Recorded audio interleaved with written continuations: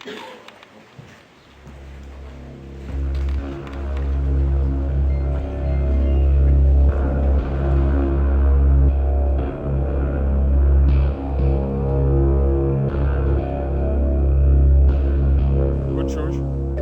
Ibrahim Trarore is an emerging political leader who is upsetting the political apple cart, not just in the Sahel region, but on the continent and globally.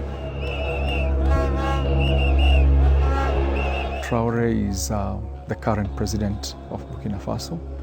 He came into power through a coup. He seized power in 2022, so he's been in power, let's say, for give or take 2 years and some few months. And the funny thing is that he came in the backdrop of 2 coups. So he first assisted his commanding officer, and then when he saw his colonel was going wayward, him and a group of his friends decided, you know what, it's not working for us. And so now they overthrew him. So in 1 year, there were 2 successive coups, 2022. So the second coup is now what brought him into power. This young leader has become a continental and, if you like, global sensation.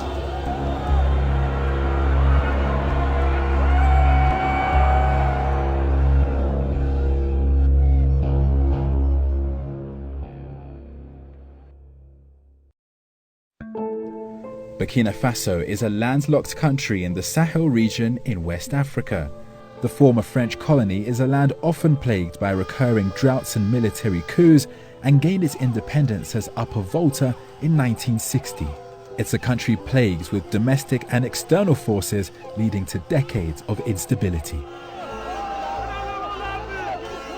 When Burkina Faso, or rather when Trarore took over, he felt that one of the first things he needed to do was to change the relationship that Burkina Faso had with other powers, extra-continental powers. And at some stage, he was unhappy with the state of leadership. Aucun sacrifice ne sera de trop pour sortir ce pays de la situation dans laquelle il se trouve.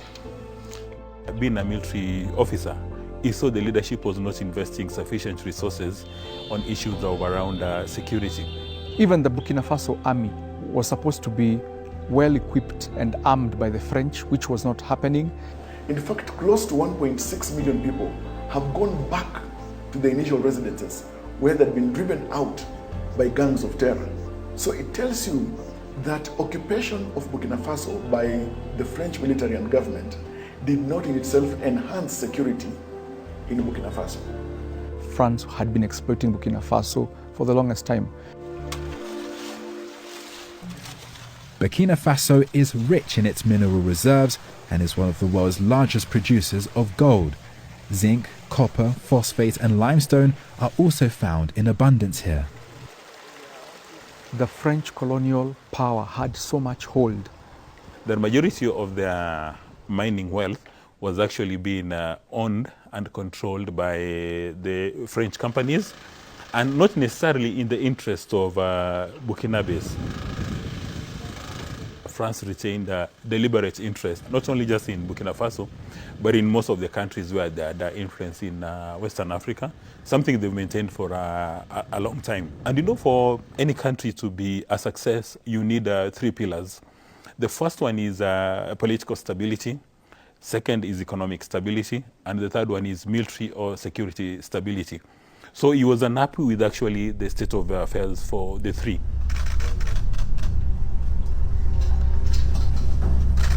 So he begins by extricating Burkina Faso from these clutches of France. And there's a citizens uprising. They're burning the French flag. They're saying no to neo-colonialism. And all this is coming in the backdrop of the anti-French sentiment that was sweeping through the Sahel. Vive la Révolution! Abat la France! Hence you found when France was kicked out in Burkina Faso, it was also kicked out in Mali and Niger as well. He's a military officer. His word is as good as law. So at the flick of his fingers, the Frenchmen were told that it was nice doing business. Can we see your bags?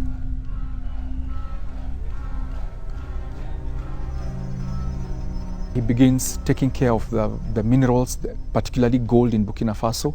And his aim is to use this mineral wealth to build Burkina Faso and to try and sort out Burkina Faso's problems. he comes in on that platform of reform, and hence those drastic moves in kicking out France and reorganizing the mineral sector and so on and so forth. He's had all the foreign companies that are in Burkina Faso's mining industry renegotiate those contracts. So he's renegotiating those contracts to make sure that they are fair. You may have seen posts online similar to this, claiming that Trarore has paid off all his country's debts and has taken full control over its mining sector. It's false. Currently, at least 3 foreign countries mine in Burkina Faso, including Russia, Canada and Australia. The West African state also has an outstanding debt of around $10 billion to other countries. It is true, though, that the junta has set up its very own mining company and also nationalized 2 gold mines previously owned by a London-listed firm. Despite this, though, there is no doubt that he has made some serious strides. One of the industries that has been rejuvenated is the cashew nuts industry, which presently is employing close to 1,300 people, 89% of them being women and 95% being young people.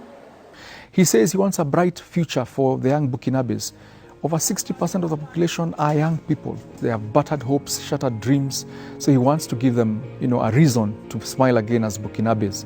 When you look at the food security pillar, pursuing food sufficiency is something that even the previous regime that was dethroned have not aggressively pursued. So he wants to see employment for the youth. He wants to see job creation for the country. Providing farm implement, providing agricultural equipment, whether they're tractors, etc. What any visionary, good African leader would want for their country. That's what exactly he wants. And he's begun in major strides. 2 new tomato processing plants have opened during his tenure, which aims to reduce tomato puree imports and boost local production. In early 2025, the country made history, launching their first 100% electric vehicle named Itawa, which is designed and assembled by local engineers. There are also reports that he slashed top government official salaries by 30%, increased civil servant workers' wages by 50%, and refuses to pay himself a presidential salary. Although it must be said, there's little evidence to prove this, and local media hasn't reported it either. The result of all this is an improving economy despite the unrest. IMF Bank estimates a GDP growth of 5.5%. He's rejected loans from the International Monetary Fund and the World Bank and left the regional economic community ECOWAS, along with Niger and Mali, which they claim is an extended arm of Western interests. Representatives of the United Nations, European Union, and other multilateral organizations. The Burkinabes compare Trarore, Captain Trarore, to a former leader who was there, who was called Thomas Sankara, who came in the 70s and was a revolutionary leader in his own right, whose heart was in the right place. Thomas Sankara was a young military officer and Pan-Africanist leader who became the president of the then Upper Volta in a coup in 1983. He was just 33 years old and launched an unprecedented series of social, ecological, and economic reforms. In 1984, Sankara oversaw the renaming of the country to Burkina Faso, or the Land of the Upright People, and personally wrote its national anthem. Remember, these are the time African countries were fairly young in their independence. Most of them got their independence in the 60s. So he was fairly agitating for, a Pan-Africanist movement where Africans would be allowed to manage their own economies without a lot of neo-colonialism. Traore's vision today mirrors many aspects of Sankara's rule. The fact that both of them, by way of comparison, are seen to have gotten into office by way of coup, being nearly the same age, young in their 30s, being people-centric and taking a stance that is anti-imperialist. Voilà comment ce monsieur voit l'Afrique, voit les Africains. Nous ne sommes pas des humains à ses yeux. He came up with very radical ideas that were going to make former countries, extra-continental countries that were benefiting from Burkina Faso's wealth from not getting it. So he was eliminated. There have been close to 30 attempts of assassination on Trarore. There have been numerous attempts to dethrone him by way of coups. La guerre qui nous est imposée aujourd'hui. So, Human Rights Watch said in March 2025 that 3 journalists were arrested for reporting the suppression of the media. So what we see online, etc., and what a lot of people are being fed day to day, are we getting the true story of what's going on in Burkina Faso? Well, actually, now you come to my subject. I've spent a lot of time doing studies around misinformation, disinformation, malinformation, as well as propaganda. When you consume reports and research and data coming from Burkina Faso, they point towards structured campaigns around misinformation and disinformation, as well as propaganda.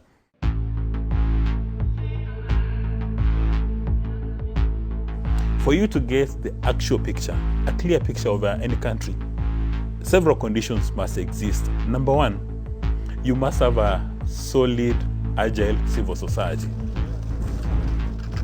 Number two, you must have a free media. A third condition is you must have a vibrant opposition, where the opposition has got capacity and competence to take on the government, again, without being intimidated. I don't think we're getting the full story from Burkina Faso. Clearly, that is the truth. We're not getting the full story. Because granted, as good as he is, Ibrahim Trarore is, he's only one individual. Remember, he's the leader of a military junta. And the military in power are not known for the best of behavior. It is a fair point by the Human Rights Watch to advance such kind of story and narrative, because that right is even protected by the Universal Declaration of Human Rights, the place of press freedom and freedom of speech. Multiple international bodies have accused the state of cracking down on the press and political dissent. Over a dozen foreign media outlets have been banned, making verifiable stories far less accessible to the wider world, leading some experts to ask what the government may be hiding. Le gouvernement a décidé de la suspension immédiate jusqu'à nouvel ordre de la diffusion des programmes de Radio France Internationale sur toute l'étendue du territoire national. Independent sources suggest that violence in Burkina Faso is at some of its highest levels in years. The National Army has been accused of leading and/or allowing massacres of hundreds of civilians under Traore's rule, including the murder of at least 130 people in early 2025. Les forces terroristes ont détruit la plupart des bâtiments administratifs de la ville et ont sillonné les concessions pour y mettre le feu, aux greniers, aux maisons, etc. Les hommes qui se sont retrouvés dans leur chemin ont été tout simplement abattus. When I came home, some of the men saw the turn of events and went indoors. They came in and took them out. From inside our houses, we could hear our husbands screaming in pain from the beatings they were receiving before they executed them. The village was surrounded early in the morning by heavily armed men in Burkinabe military uniforms, riding motorcycles, pickup trucks and armored vehicles. The villagers initially welcomed the arrival, but their joy was quickly shattered by gunfire. Several groups were executed on the spot, including wounded people left for dead who tried to flee. Some groups were tied up and severely beaten before being executed. Another group of about 20 people escaped the massacres thanks to some soldiers who spared them. The state has control of only half its territory, with the other in the hands of Islamic jihadists, forcing many to flee to nearby countries such as the Ivory Coast. An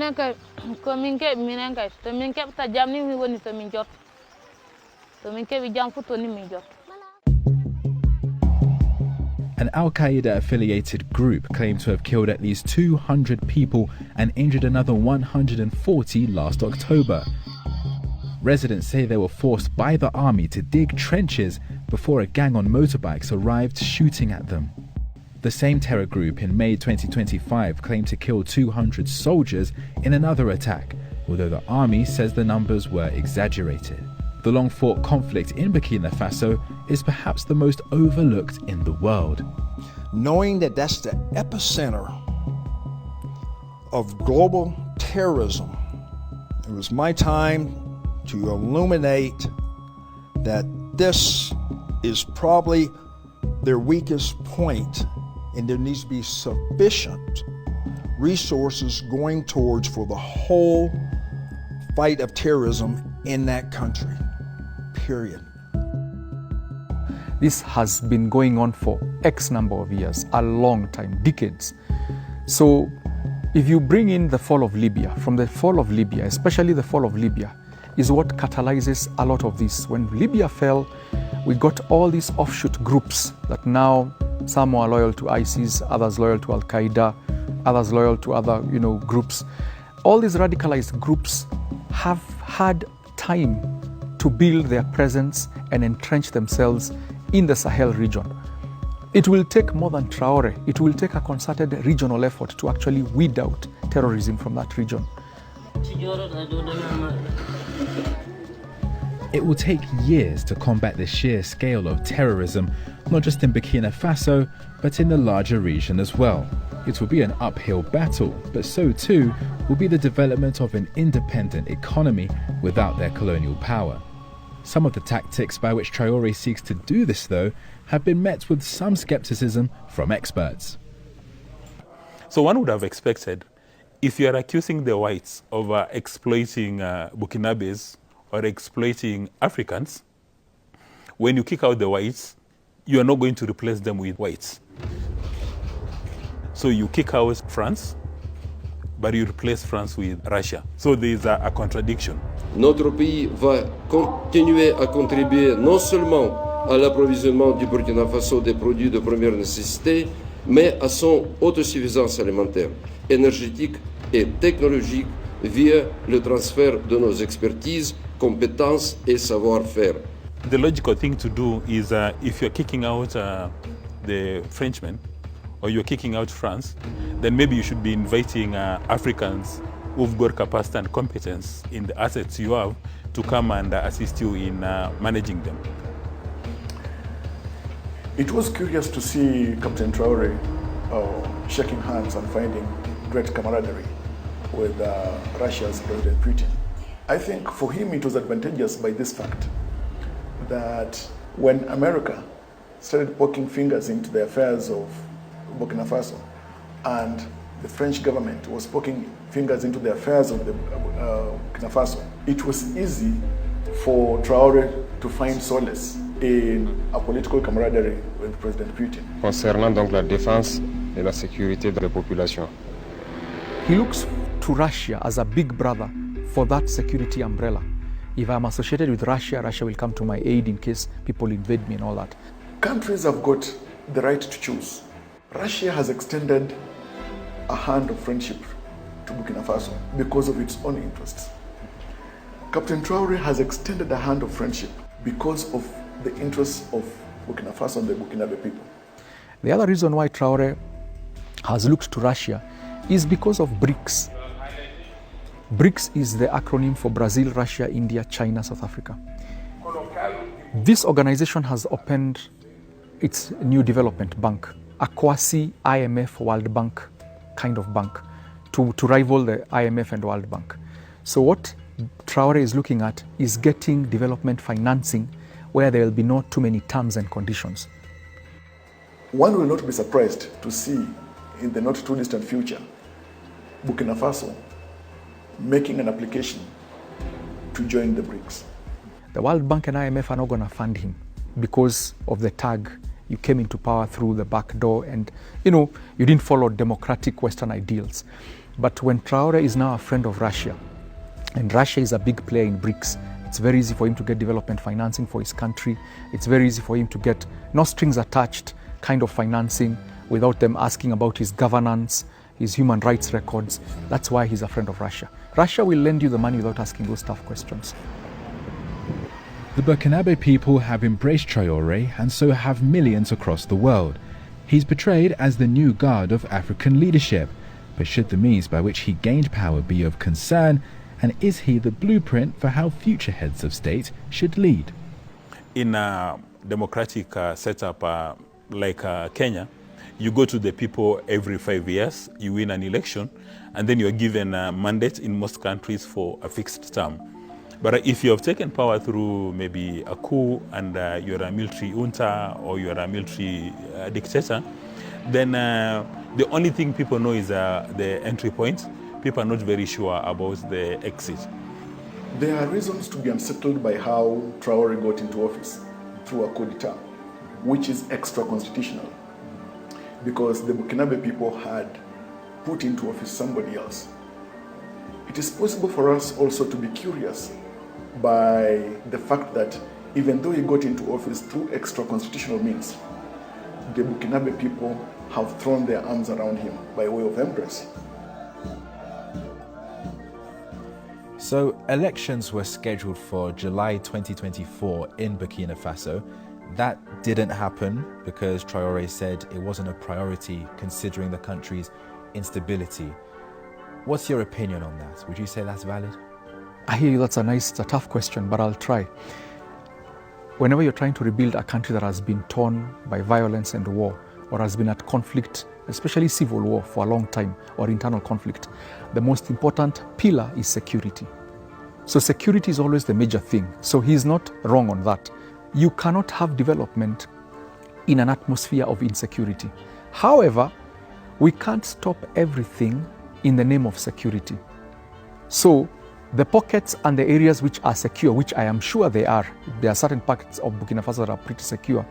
We need to see that we are now building the schools, we are building the roads, hospitals, kids have gone back to school, markets have been reopened. Trarore, as interim leader, has postponed elections until 2029 to allow for another 5 years with the hope of stabilizing the country.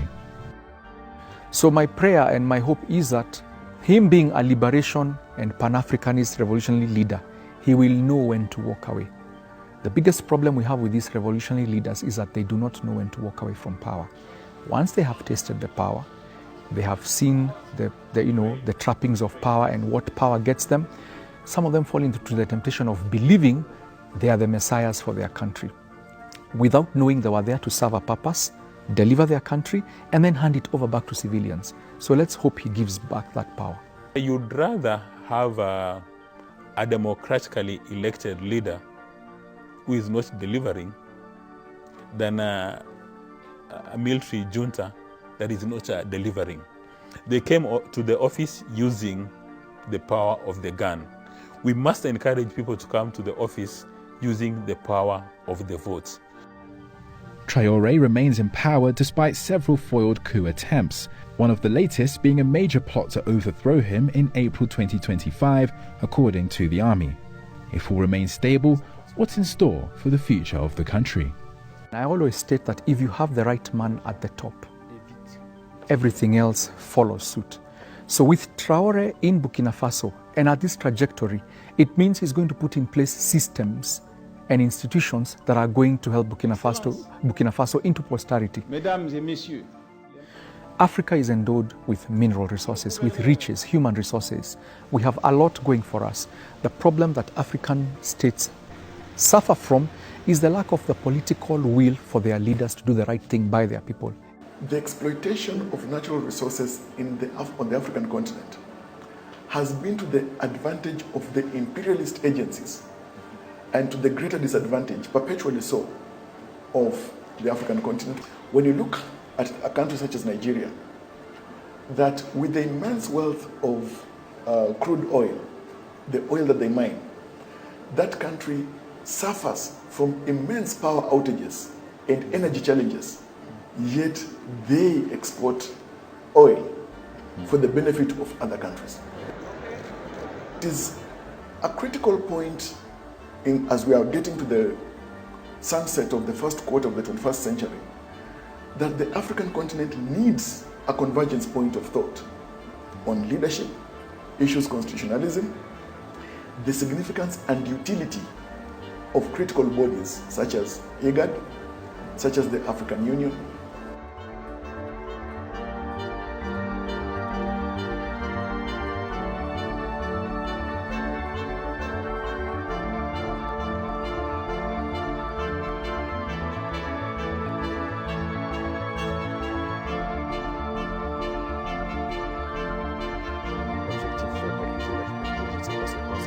a informé la population. Media quietly scrolled past it. Burkina Faso experienced something far larger than a military event. It was a seismic shift in the balance of power on African soil. In the capital, Captain Ibrahim Trarore presided over a handover ceremony that felt less like politics and more like prophecy. The Burkina army officially received a full-scale arsenal of modern armored vehicles, rocket systems, and air defense units. Not leased, not donated, but owned. It wasn't just another weapons delivery. It was the moment a nation declared that it would no longer borrow security or outsource survival. The convoy that rolled through Ouagadougou that morning carried more than hardware. It carried a message that rattled every embassy from Paris to Washington. Africa has stopped asking for permission to protect itself. And that's precisely why you didn't see the coverage splashed across Western front pages. They knew what it meant.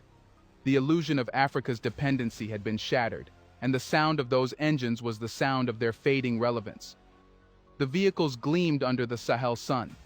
Armored beasts built for endurance, multi-launch rocket systems ready for precision strikes, and tactical support units designed for rough desert combat. But the spectacle wasn't in the steel, it was in the symbolism. Every Burkinabe watching saw something their grandparents never did. An African army equipped, trained, and commanded by its own people, on its own soil, without the shadow of foreign oversight. Trarore didn't arrive in a limousine flanked by foreign advisors.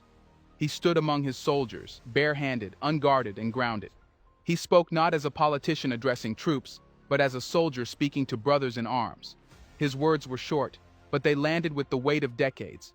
We defend what is ours, and we depend on no one to do it for us. That moment was the quiet explosion the world ignored, the kind that doesn't make noise but rewrites history. Because for the first time in modern West African history, a nation under siege by insurgency was not looking outward for rescue. It was looking inward, building the capacity to fight and win on its own terms. And there was another subtle but powerful detail that foreign observers missed entirely.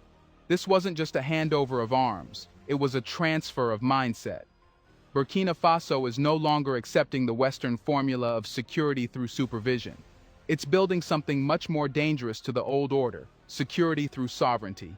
But here's the real question. How did a landlocked, resource-constrained nation, constantly vilified by foreign press, manage to achieve what decades of Western partnership failed to deliver? How did it go from being the student in the classroom to the one rewriting the lesson? Burkina Faso's rise didn't happen overnight. What unfolded on October 10th was the product of months spent dismantling a system designed to keep the country obedient.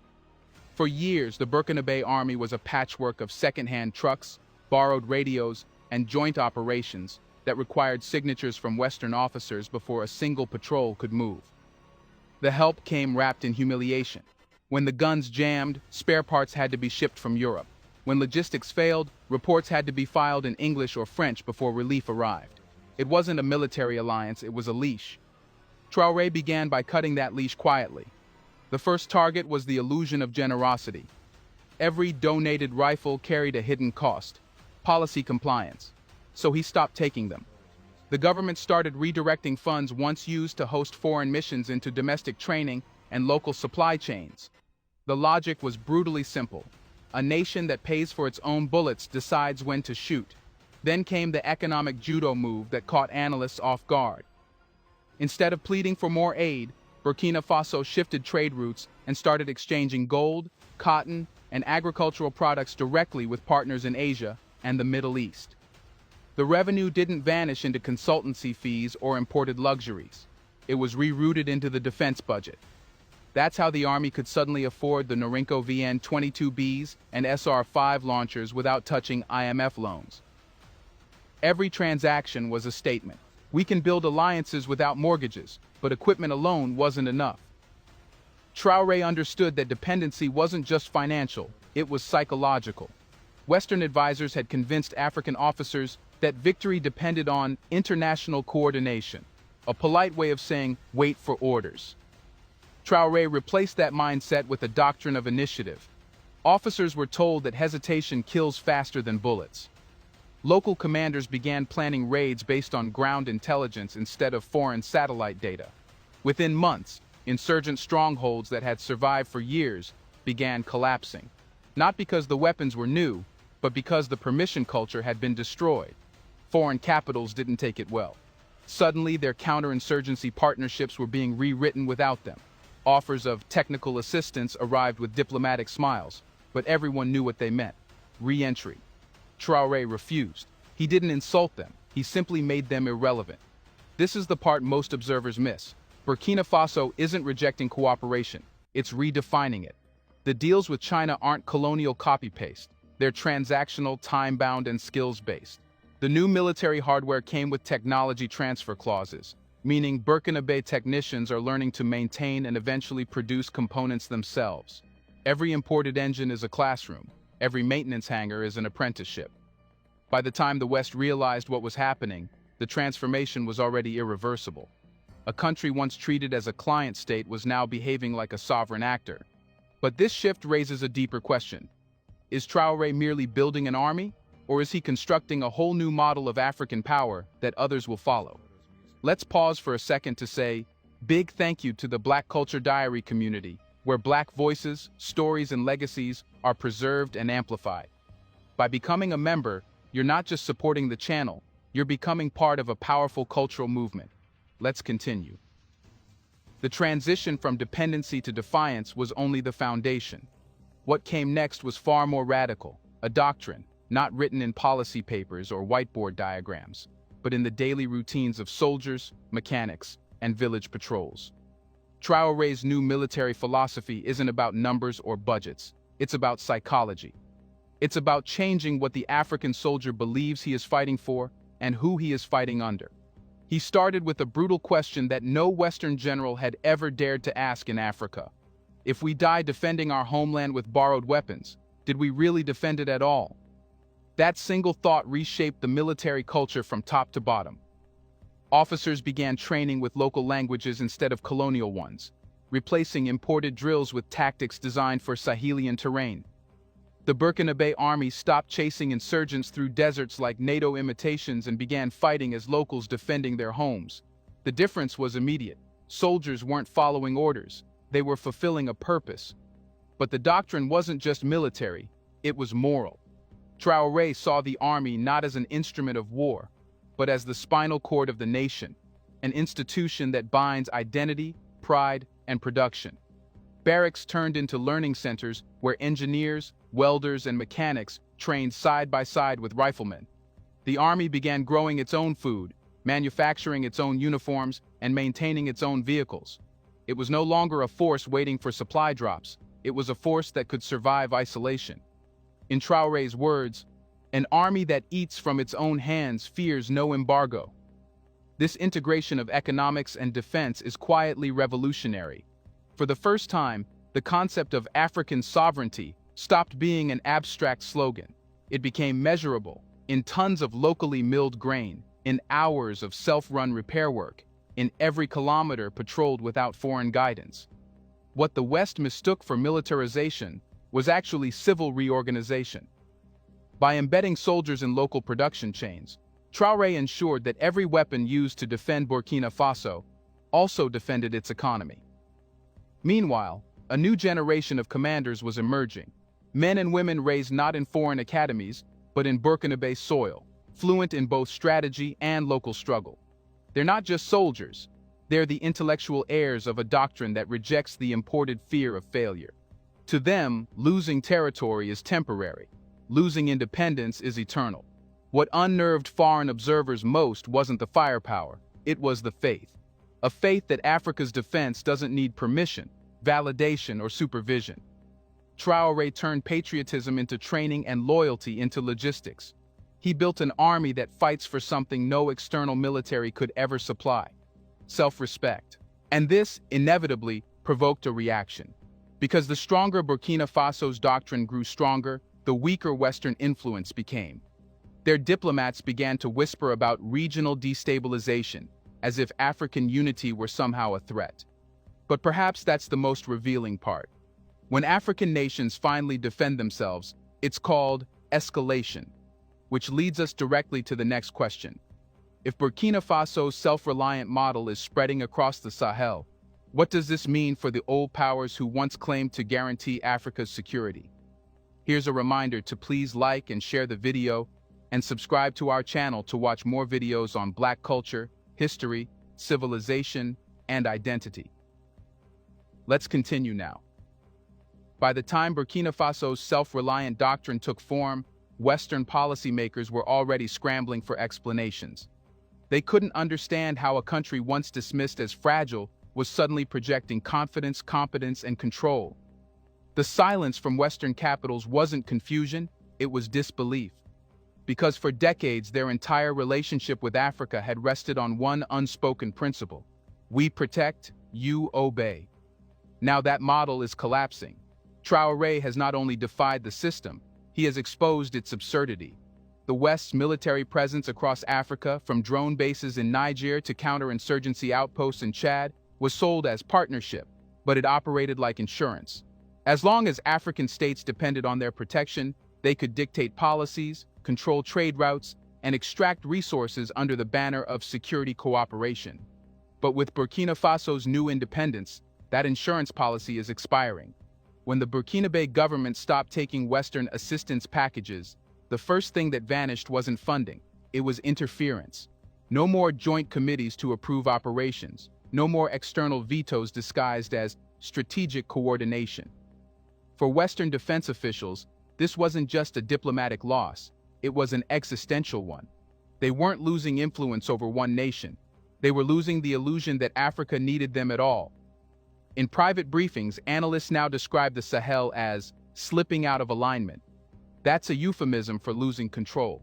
The United States sees its drone operations shrinking.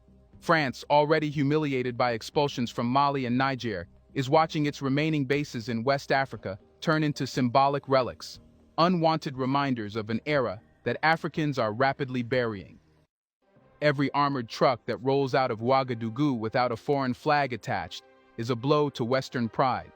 And yet, the panic isn't just about military access, it's about narrative control. For years, Western media framed African security crises as ungovernable regions, justifying intervention as a moral duty. But now, with the rise of local command structures and regional alliances like the Alliance of Sahel States AES, that storyline no longer holds. If Africans can secure their borders and defend their people without NATO or the UN, then what exactly is the West's role? The answer, increasingly, is none. But rather than admit it, they're rebranding the loss. Western analysts now warn about authoritarian consolidation in the Sahel, the latest term for what used to be called sovereignty. When Africans make decisions for themselves, it's tyranny. When foreigners make them, it's partnership. That double standard is the final refuge of a fading empire. The irony is painful. The same powers that spent decades preaching democracy are now condemning Africans for practicing independence. Traore's government hasn't banned cooperation, it's just redefined it. He's proven that mutual respect doesn't need permission slips, and that national pride can't be outsourced. But this transformation isn't just political theater. It's producing ripple effects far beyond Burkina Faso's borders. The doctrine of self-defense is catching fire across the Sahel.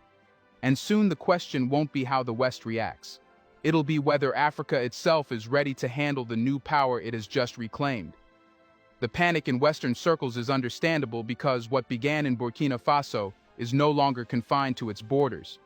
The idea has traveled quietly at first, then with the momentum of inevitability. The Burkinabe model has turned into a symbol of what every African nation secretly craves but rarely dares to attempt: self-determination without apology. From Bamako to Niamey, leaders are studying Traore's doctrine not as an experiment, but as a template. Mali has begun retooling its armed forces with local command autonomy, reducing reliance on European training missions. Niger, after years of housing foreign drones, is now negotiating on its own terms, no longer a staging ground but a stakeholder. Even beyond the Sahel, the echoes are spreading, across West Africa, East Africa, and the Horn, where governments are asking the same forbidden question. If Burkina Faso can stand without Western security umbrellas, why can't we? What's unfolding isn't military escalation. It's mental emancipation. For the first time in a generation, Africans are recognizing that strength doesn't come from imported stability, but from internal coordination. Traore's vision has become less about weapons and more about willpower. He's proven that when a leader replaces dependency with discipline, a small nation can shake global hierarchies, and the transformation is practical, not poetic. Burkina Faso's defense restructuring has already begun to influence its economy and diplomacy. Local industries are supplying parts for military maintenance, creating jobs and new skills. Border communities once abandoned to bandits are now trading safely again. Even the tone of Burkinabe diplomacy has changed, firmer, bolder, and unembarrassed. The country no longer attends summits to plead, it attends to negotiate. That shift in posture has altered Africa's wider geopolitical balance. When the Alliance of Sahel States AES announced deeper integration in intelligence, logistics, and resource protection, it wasn't just a regional bloc forming. It was a signal to the world that Africa is finished playing the role of the client continent, and the West knows it. Every successful convoy, every secured province, every new industrial partnership outside the Western sphere reinforces a truth they've long tried to bury. Africa doesn't need rescue missions, it needs respect. But the most remarkable part of this story isn't what Traoré achieved, it's how he reframed the very definition of African leadership. He's not promising endless stability, he's promising ownership of chaos. He understands that freedom is messy, and that sovereignty without struggle is a myth. That's why his approach resonates. It treats Africans as adults in history, not subjects of it. Now, as other nations begin their own transformations, the continent stands at a crossroads, between the ghosts of dependency and the dawn of dignity. The West can either adapt to an Africa that negotiates eye to eye, or retreat into nostalgia for a world that no longer exists. Because the age of permission politics is over. The next chapter of African power will not be written in Washington, Paris, or London. It's already being written in the dust of Ouagadougou, by hands that finally hold the pen instead of waiting for it to be handed to them. If one small nation like Burkina Faso can break the chains of dependency, what excuse do the larger ones have for still kneeling? Let us know in the comments section. When will Africa stop asking for validation and start demanding accountability from those who exploited it for decades? Do you want to watch more videos like this one? If so, subscribe to our channel and press the bell icon next to it.